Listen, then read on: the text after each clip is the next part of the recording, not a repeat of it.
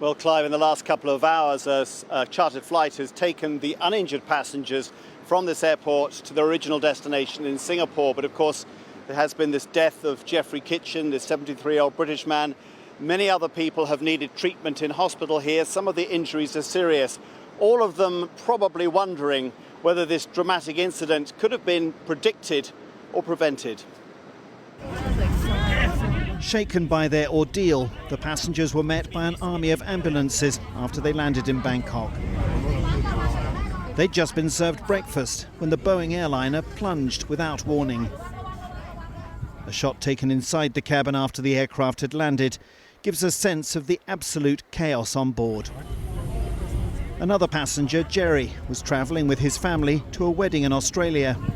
Bit of turbulence and suddenly the plane plunged. I don't know how far, but it was, they said 6,000 feet. It didn't seem like 6,000 feet, but it was a long way and so sudden, there was no warning at all. And I ended up hitting my head on the ceiling, my wife did. Some poor people who were walking around ended up doing somersaults. It was instantaneous. It really was. And horrible. The aircraft had been on the last stage of the flight from London to Singapore when it dropped a staggering 6,000 feet, experts believe, throwing any passengers not wearing seatbelts up into the ceiling. Many were injured, and one, a 73-year-old British man, Jeffrey Kitchen, died.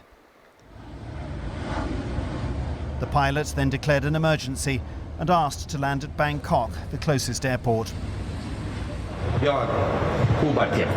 We currently have 7 cases of critical injuries, 23 cases of medium injuries, including a flight attendant.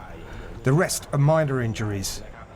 Occasional air turbulence is a risk people know comes with modern-day flying. But the Singapore Airlines crew told passengers that this was the worst turbulence they had ever experienced.